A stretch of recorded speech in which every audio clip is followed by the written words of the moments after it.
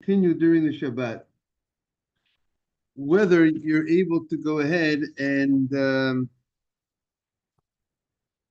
whether that's permitted or not. For instance, the Mishnah spoke about, soaking materials to make a dye, and the dye was not made before Shabbat. It just you started the process. So that was a question in the Gemara. Is that are you allowed to go ahead and do that? The Gemara says that is a argument between Beit Shammai and Beit Hillel. Good morning, Ronnie.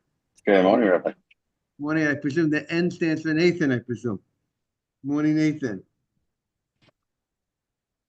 Okay, we are on 17b towards the bottom of the page. Now, we had different cases in the Mishnah regarding starting a process and then the process continues. And each case has its own chidush, each case has its own novelty that the Mishnah states different cases. So case number one, we spoke about placing certain materials into water that will create a dye or to create ink. And we had the machlukas. You hear that, David? Could you start the process? As long as you start the process before Shabbat, and your utensils are working for you, your utensils are doing the act. You're not doing the act. Meaning you did the act. Your action was done before Shabbat. Before Shabbat came, you went ahead and you soaked the materials in the water. So you did nothing. You did nothing on Shabbat. But your utensil, Adam, good to see you. Welcome back. Your utensil is working for you. Adam, we ran into a very interesting case. We started a new Mishnah yesterday where Beit Shammai and Beit Hillel have an argument regarding your utensils working for you on Shabbat. Meaning you're not doing anything on Shabbat. You did it. You started the process before Shabbat, but your utensils are doing the work for you. We gave the example of soaking materials with water that will create a dye, and you did it before Shabbat. You did your manufacturing before Shabbat, but it's still soaking on Shabbat, and it's creating the dye on Shabbat. You just started the process before Shabbat. Is that allowed or not allowed?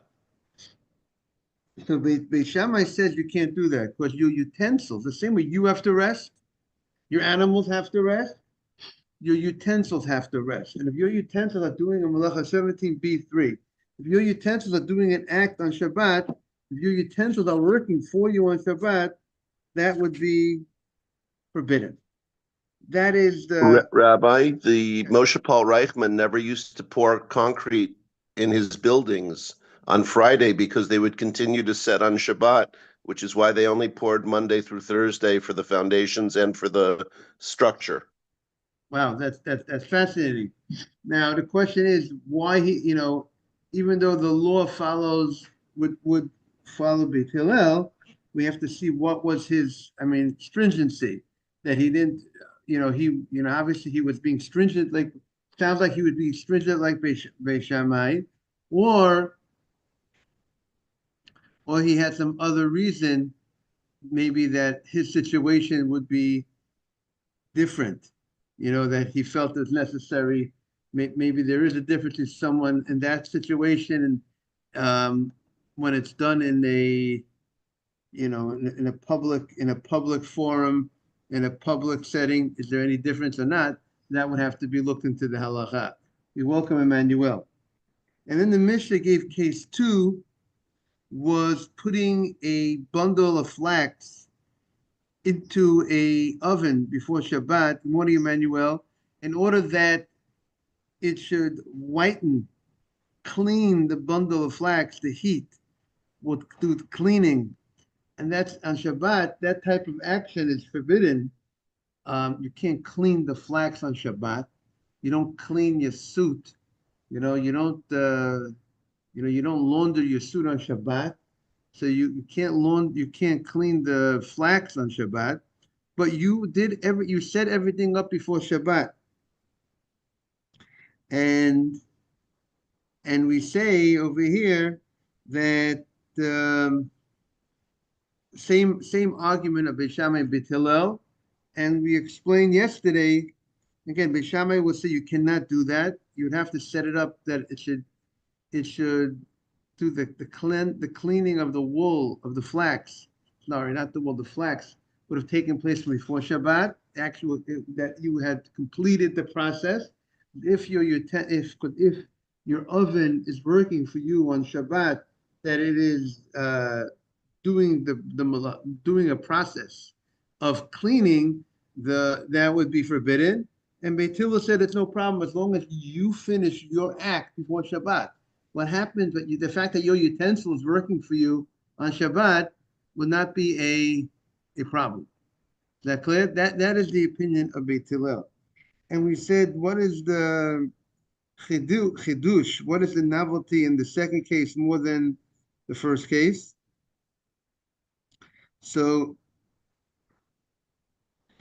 one of the commentaries said that there is on Shabbat that when it comes to fire, you can't, if you put a food on a there's a concern if I put a food that wasn't cooked on a fire before Shabbat, directly on a fire, not with some metal, not there on a fire before Shabbat.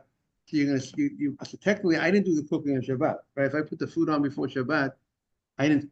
So the violation of cooking I didn't do, but there's a rabbinic problem for me to put food on directly on a fire because I might come to stoke the coals. I might come to want to hasten the cooking process. So therefore, that's why we put it on something. We cover the fire. Very common. People use call it a blech. I don't know what the Sfardim call it. Some sort of metal sheet top of the fire. That's one of the ways to deal with it. So therefore on Shabbat there's that issue. But the chiddush we said is that when it comes to here, we're not afraid you're going to stoke the coals. Good morning, Mark. Rabbi. We're not afraid you're going to come to stoke the coals when it comes to this flax, because if you open the oven, the wind will have a negative effect on the flax, and therefore you're not going to open the oven to stoke it until the process is finished. That was case 2. Now then we had case 3, and case 3 was about putting out the nets on Shabbat, on before Shabbat. Now the question is, Mark might have asked the question. God bless you, Mark. Maybe it was you or someone else. What is the chidush? What is the novelty in case 3? Right? Beit Shammai says you have to, if you want to catch, one of them lahot on Shabbat, now capture on Shabbat. Right? I can't capture fish on Shabbat. Can't go fishing on Shabbat.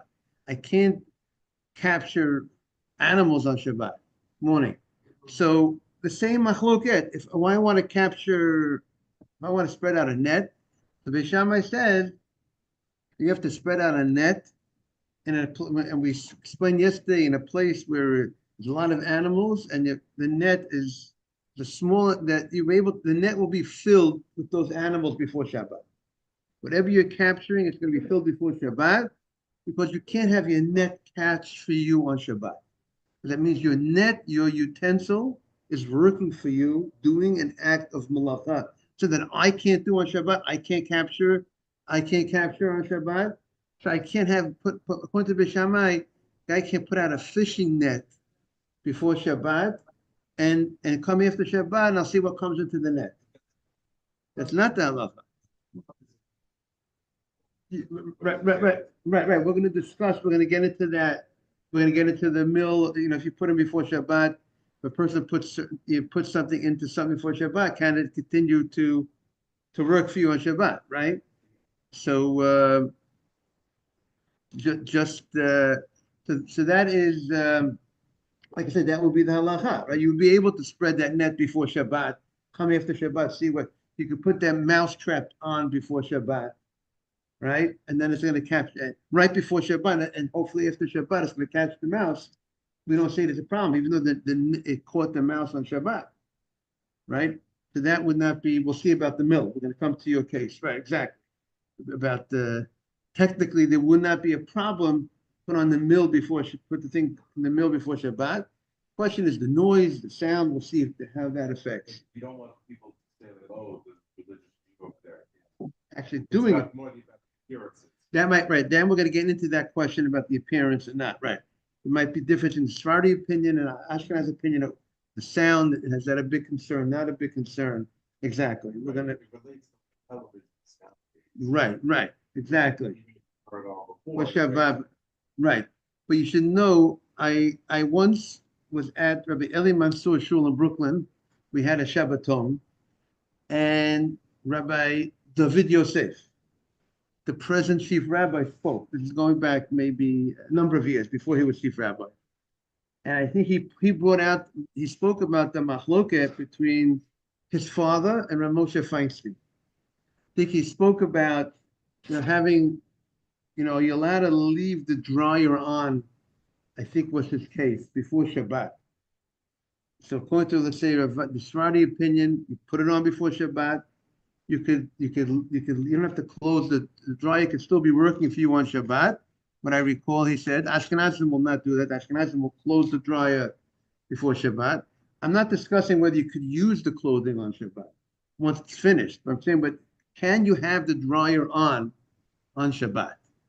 So he said there, he spoke about the fact that even, let's say, the Sephardi opinion will not be concerned for the sound or the honor of the Shabbat. They feel it's not a problem. You did it before Shabbat. And let's say the Ashkenaz opinion would say the sound of the dryer being on Shabbat, we don't want that happening. But he was very clear about a television. He said that of course a television, for people to put a television on before Shabbat, good morning, Asaf, and let the television stay on Shabbat, that's not the whole, I presume, the whole spirit of Shabbat, the honor of the Shabbat, the lack of, right, Mark? That's what the rabbi most probably said, right? That's what I hear him say. That people in the community need to know that there's a difference between doing certain things that you started before Shabbat and it continues on Shabbat. Something like a television or something like that is not appropriate for people to, even though you did, whatever, I put it on before Shabbat, and I covered the dial. I won't come to do that, whatever. Let's say I did something that I won't come to change the station. Maybe there's let's say absolutely. Even if they're not concerned about the But I think there's also intention, like you don't put it on a dryer and let it run and finish. It's in the basement. You're not like actively involved in it. Okay, it could be. When you go to the TV, I'm just telling you how I'm leaving it on so I can use it on Shabbat. That's why people leave the TV on, theoretically. They don't leave it on so it finishes some work. No, they don't leave it on so it finishes when it started. Right, because there could be a problem with a dryer if it's not dried a certain amount by the time Shabbat comes. There might be a different issue if the clothing was not ready before and be able to be used before Shabbat, where there's muksa issues. That's why I'm not dissecting the whole issue about the clothing. No, I'm not saying to open the dryer and take the clothes out. I'm just saying to let it run out its time. Right. We won't talk about. I'm not saying that the Shrine will allow you to open up on Shabbat and take it out. I'm just saying to let it run its course. Exactly. That's what he was talking about. There's no issue of mukseh if it runs its course. Right. If that mukseh would be an issue if you take it out on Shabbat. But right, exactly. Anyways, who knows if you open it up, electric might happen anyways. Electrical things might be moving around. But like Mark said, the question is, right, you started it beforehand, David, and now you're going to let it run its course. So you have to make sure to close it before Shabbat. And it's making some noise. So the Sephardi opinion would seem to be that it's not a problem to let it run its course. The Ashkenaz opinion would become more sensitive to the sound, to the noise. The Ashkenazim would actually close it off before Shabbat. That would be the Ashkenaz opinion. But he was very careful to speak about the television. Now, how that don't compare. He said don't compare the two. The whole. It's a different issue of the honor of the Shabbat, the spirit of the Shabbat. The dryer is on, the dryer is off. It's not gonna. affect so much the type of Shabbat that I have. But the type of Shabbat is directly affected, right, Mr. Haber, by if a person would have the television on before Shabbat. For sure. Now in this case 3, so someone asked, Rabbi, what is the chidush? What is the novelty in case 3, in this case, about the net? That Beis Hillel says you could spread out the net, Beis Shammai says you can't. What do you need to tell me this case? What's more novel this case than the case of putting the flax into the bundle of flax to the oven before Shabbat? What do I need? I don't need, the Mishnah's job is not to tell us 1,000,001 cases, right? The Mishnah generally will tell you one case, and if you can learn everything out from that case, you don't tell me 1,001 various situations of the same idea, right? We're not, this week's parsha is Achemot Kedoshim. There's a verse says, don't be a rochel, don't be a peddler, don't peddle people's information when people say what you see to other people. Don't snitch, don't tell on people, don't be a peddler. The Mishnah is not a peddler, like the Gemara says. Is the Tana a peddler? Now I got to show you. I got this product, that product, another product. That's not the job of a Tana to tell us all different cases. So what is the point of case 3? So he says they bring from the Ran. The Ran says a beautiful idea. A person might have thought that Beis Hillel's opinion that when your utensils work for you on Shabbat, as long as you started the process before Shabbat, and your utensils work for you on Shabbat, is when the utensil is not really doing the actual mulacha, the actual work on Shabbat, rather it's happening by itself. Meaning to say, for instance, what happened is I went ahead, he says, I went ahead and I put the bundle of flax into the fire before Shabbat, right? So what's happening is by itself, right? By itself, it's just staying in the fire, the flax, and as it stays in the fire, it just continuously goes ahead and what happens is it gets clean, right? The flax is becoming the heat of the fire affects the flax, that it whitens the flax. So it's happening by itself. There's no new act happening. Just continuously, the old act is just continuing. However, when you set up the trap before Shabbat, it's not just automatically just happening. There's the actual capturing is happening on the Shabbat, right? It actually captured on Shabbat. It's not that it's on auto that it just continuously happening. Like the capturing nothing started before Shabbat. You didn't capture the item before Shabbat. The actual capturing. See, when you went ahead and you put the bundle of flax in the oven, everything was in motion and just was just happening by itself. That's just continuing being heated up and continuing whitening. But you already started the whitening process already started before Shabbat. The act of whitening already began.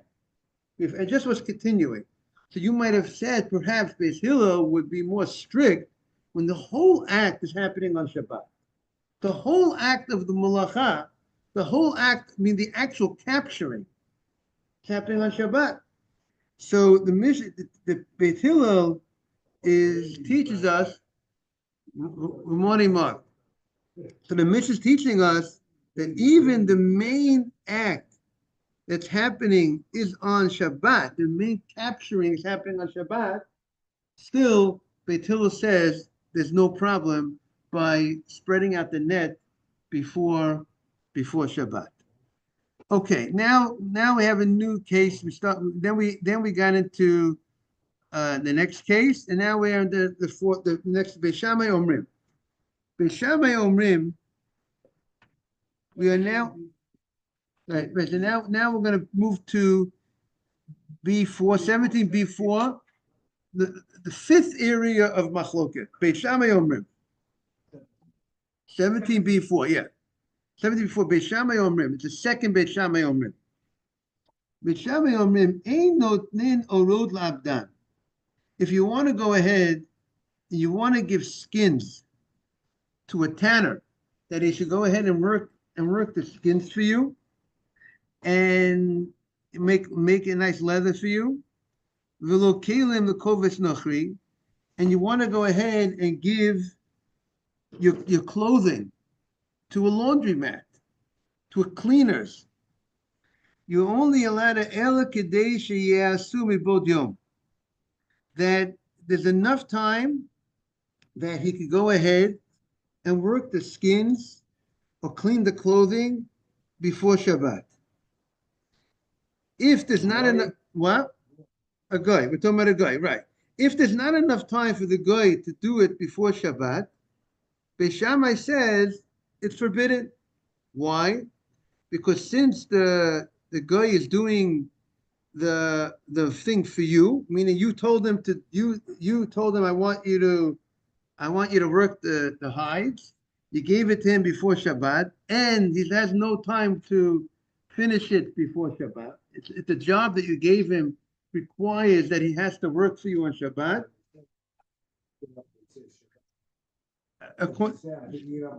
Then it's no problem, right? But here we're talking about. We're going to see Beit Shammai and Beit Hillel. And Beit Hillel says,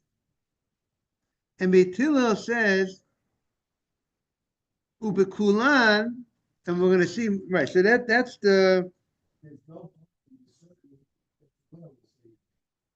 Right, but we're going to see what Beit Hillel says. Then we have to see the halacha, because Beit Shammai holds like this. If there is time, what would Beit Shammai hold? Again, if there's no, Beit Shammai says the following: you can't give clothing to the laundromat before Shabbat unless he can finish it before Shabbat. If there's time for the Gentile to finish it before Shabbat, Beit Shammai would have no problem if the guy on his own decides to do it on Shabbat. That's not my problem. But Beit Hillel says over here, Beit Hillel matirim im hashemesh. Beit Hillel says that as long as the guy got it before Shabbat, and the Gemara later on is going to talk about other requirements to Beit Hillel. It's not so simple that just give it. You're going to give it to me before Shabbat, pick it up a moment after Shabbat. That's not a good thing. Do it on Shabbat, right? So, or after, right. So,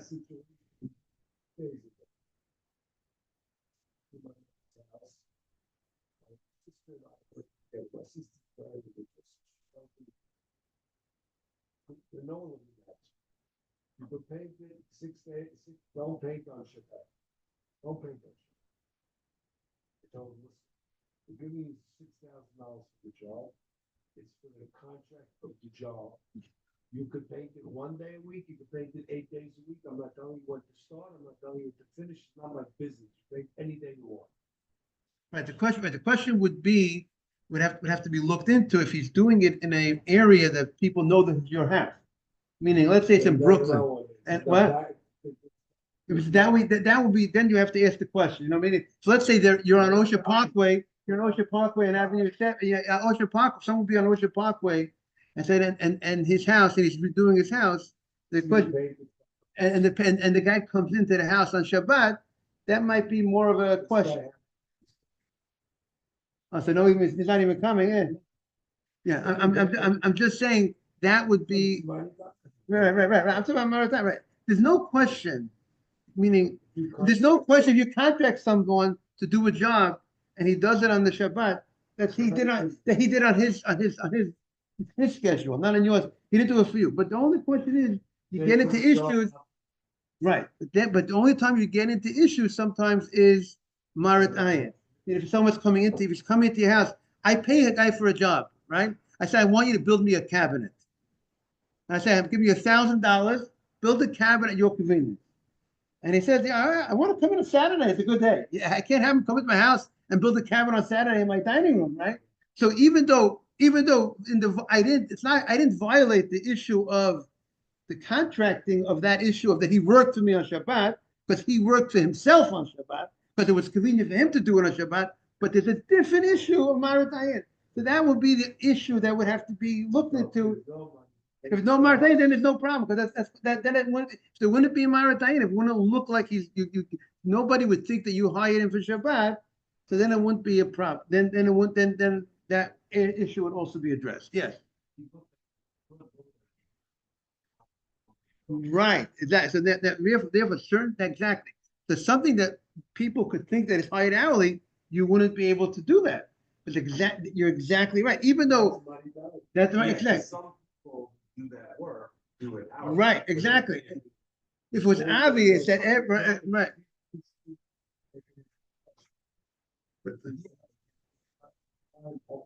Right. So that exactly, Adam, you hit it on the nose.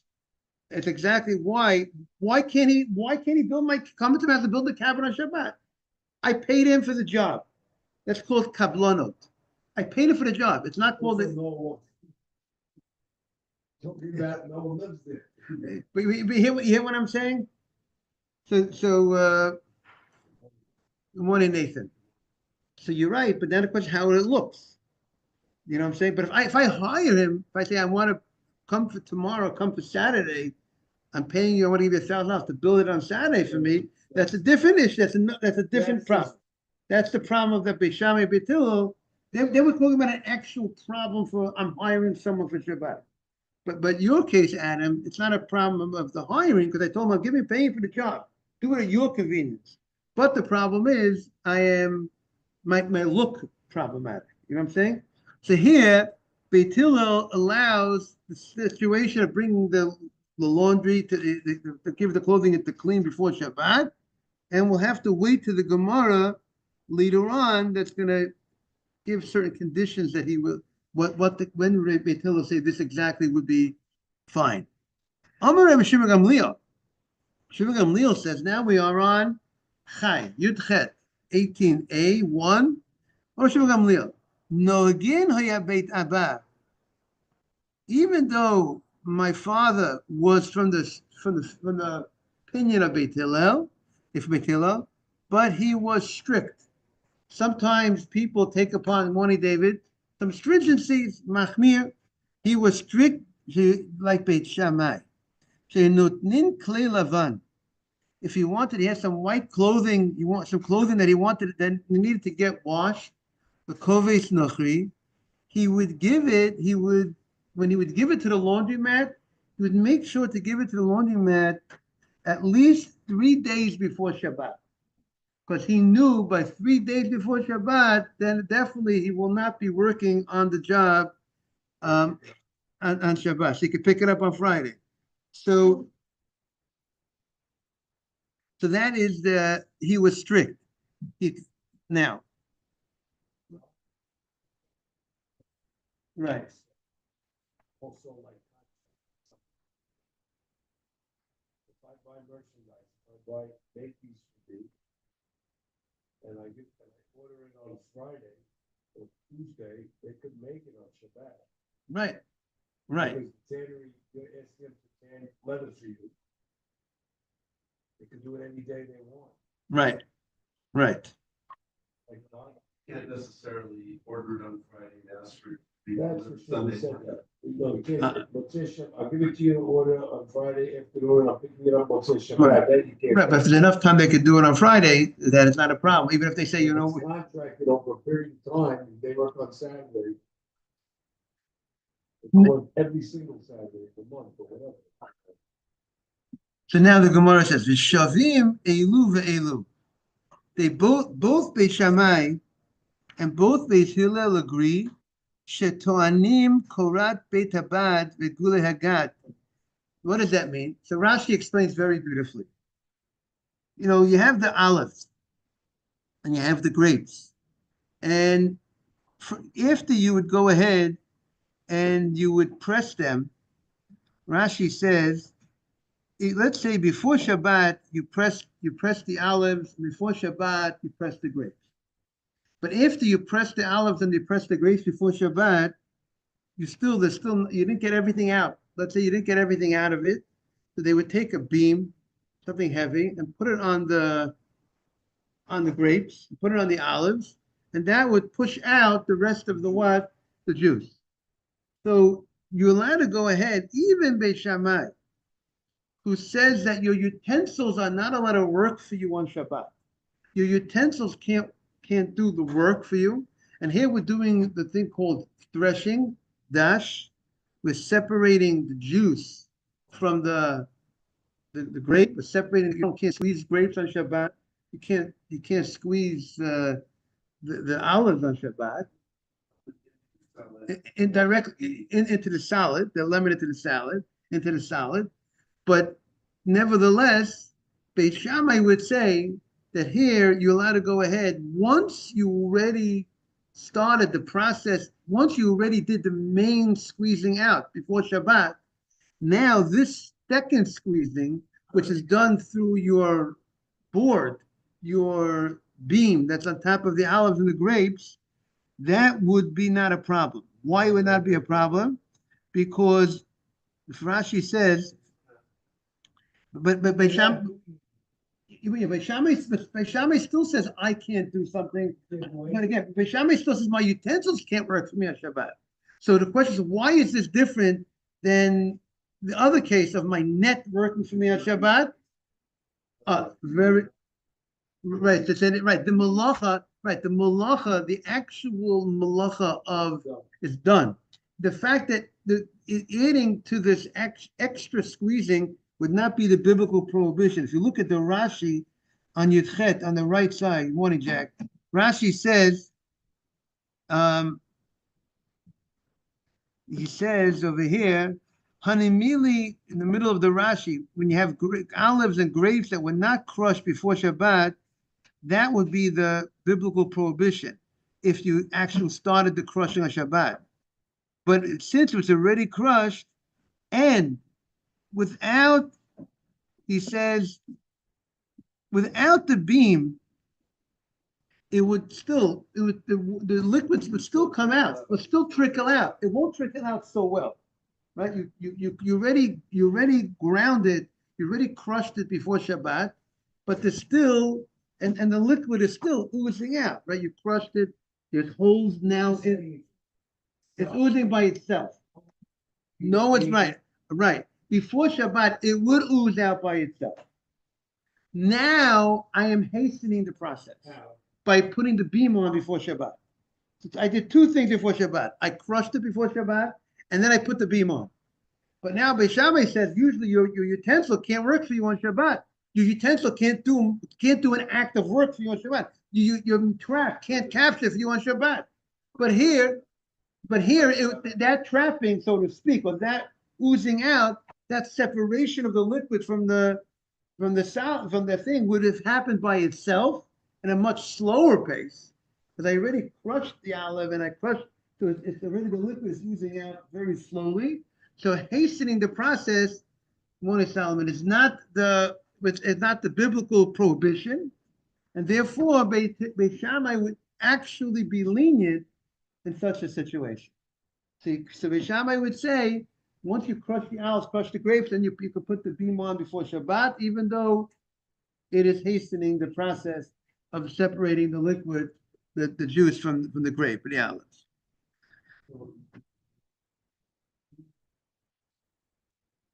Right. You can't put the beam on Shabbat. Exactly, right. You're right. The beam started before Shabbat. In motion, but the only question is, but Beis Shammai, gravity meaning pulling out the liquid because of the holes in the item. But the chidush is, Beis Shammai generally says, even when you start something before Shabbat, he's not happy. He said that's not your item, your utensil has to rest on Shabbat. That's Beis Shammai's opinion. So what's the difference whether you put it on before Shabbat? He doesn't allow that. He doesn't make that make or break.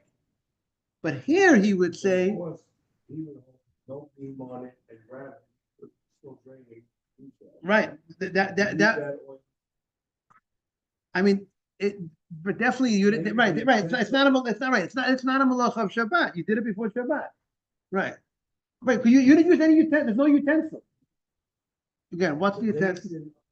You know, you see, you put olives in the basin and they have that thing that goes around and crushes the olive. Ever see one of these things? There's a big heavy thing you run, turn it around and around, crushes. And in the basin, what? Like a millstone. Like a millstone. And in it, there's, it has a pitch and it drains out of the millstone. So now, I stopped using it before Shabbat. This is a utensil. Now the gravity. But is the utensil doing anything to it? Is it making the Bringing over. the utensil is doing it? Yes, yes. Participating in getting you more oil. Do you need the utensil? Yes, it's being Do you- guided, But but it's. do you need the utensil to make it happen? Without if you don't have it won't come out. It won't come out. Okay, but he doesn't. Okay, but it seems like for Beish. Surely. Doing it, maybe gravity. But without the utensil, the oil was bad. Okay, but the fact is that the oil was already crushed before Shabbat. Sure. So now the fact that the oil was crushed before Shabbat, maybe that's enough that it's not called, you know. Now, if the utensil wouldn't be there, it's still something would come out of the olive, right? If I have, we're discussing if your utensil's a lot of work for you on Shabbat. You start something before Shabbat, and then the utensil is collection is not. I don't believe collection is not a malacha. Collection should not be a malacha. Certain things, yeah. Okay, so the Gemara says, "Man." Okay, we're going to continue tomorrow. I want to wish everyone a beautiful, beautiful day.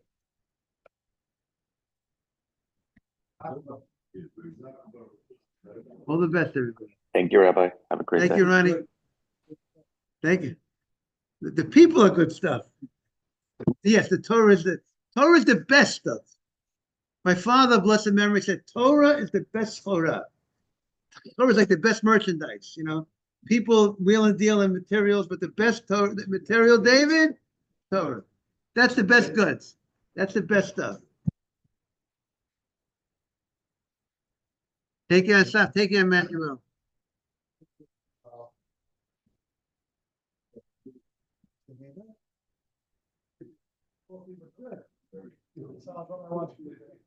Wait,